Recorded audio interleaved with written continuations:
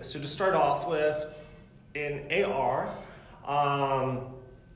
what do you think about advertising in AR in general right now, in terms of what types of AR apps or features work and what doesn't work? You know, we talk about this all the time in terms of augmented reality has already been used in advertising for like 10 years.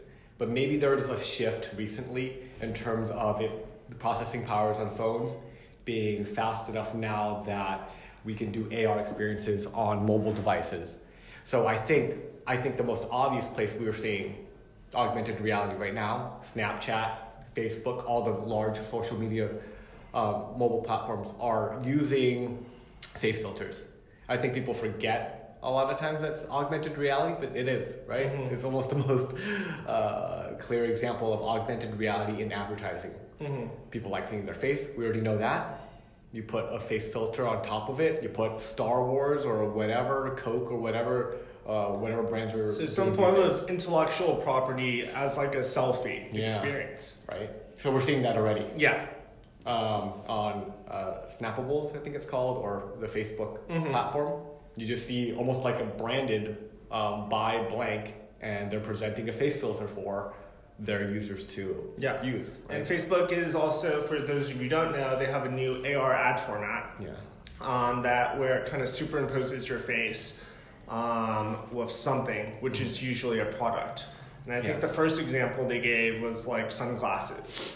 But I imagine another use case will end up being something like makeup. Yeah. I think that's a good point, though.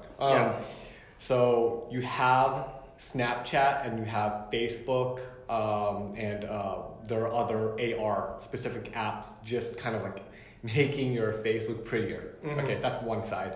Then there's the more almost utilitarian advertising, like you just mentioned, where people are able to test what glasses look like on their face, test what makeup looks on their face, and then now we get even further down the line, we're seeing people use to see what shoes look like on their feet, hats on their head, and then of course there's always the IKEA app, which was one of the bigger apps that came out when ARKit came out, and that let you place life-size, correctly scaled furniture into your living room, right? So now there's this mix of, let's give you this utilitarian kind of thing, right? Mm-hmm. Okay, you want to see what furniture looks like, but it's all IKEA stuff. Yeah. So IKEA gets that double benefit of showing something cool, but all you're seeing is their, all their products.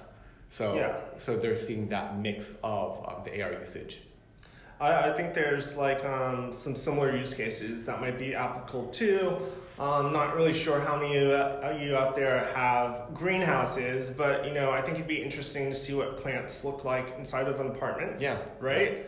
I forget what it was called. After IKEA came out, I think a lot of, what was it called?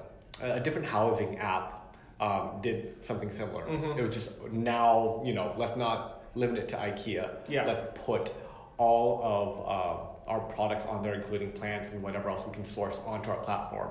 And let's not be, a dance around the big players. Amazon is making huge plays in augmented reality. Now, they haven't released this or maybe they have, I'm not too sure as of today, but they're planning on almost scanning everything in their inventory.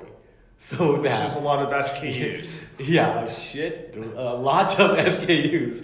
And being able to place all of that in your house, right? Think how powerful that is for that use case. Yeah. Right? And instead of just the couch and plant or whatever, now you got clocks, teddy bears, paintings, anything that people will use inside of their house to decorate. Now people can test exactly what that room will look like with that item in that space before purchasing.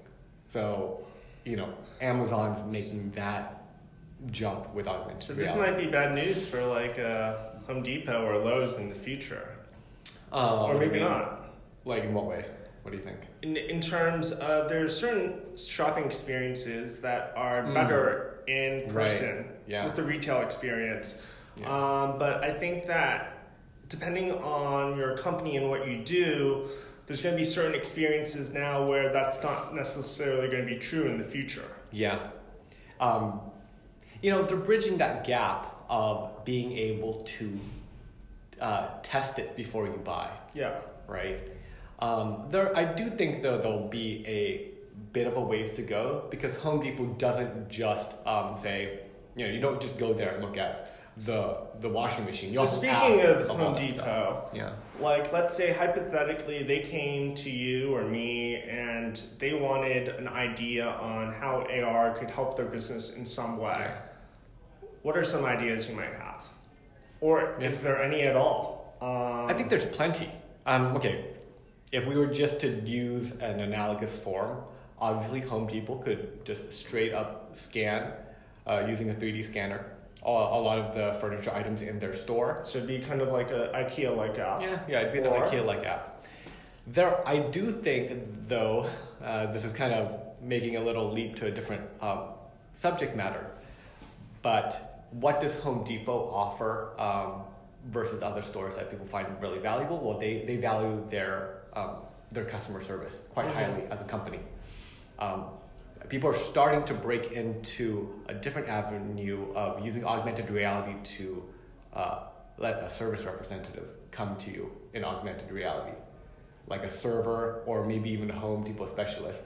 That's a little more advanced, because now you gotta integrate speech recognition, AI, into a bot that will talk to you and give you information about this item, and then let you see it in augmented reality space. But everything's kind of getting pushed in that direction.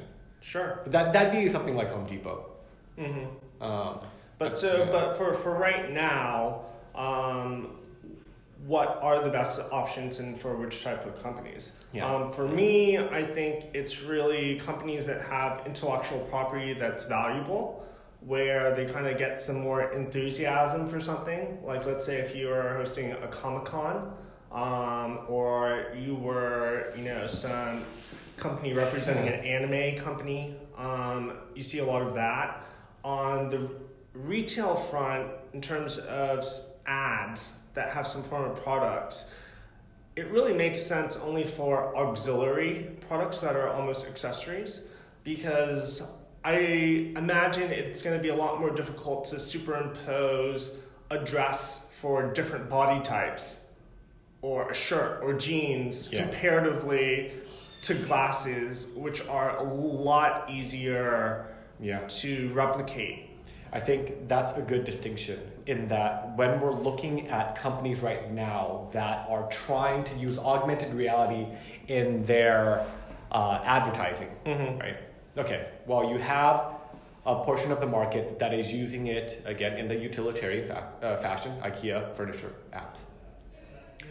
But even when we're talking about the shoes case or the clothing case, there are plenty of fashion brands using augmented reality, but possibly because the technology is not quite there yet, it's almost purely entertainment. Yeah. Right? It's almost purely entertainment.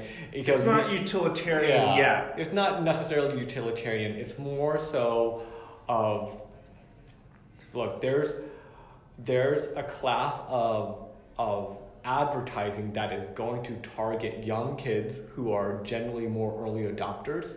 And even if augmented reality does not work great as a technology, it's a cool thing to do, right? For entertainment purposes. For entertainment purposes alone.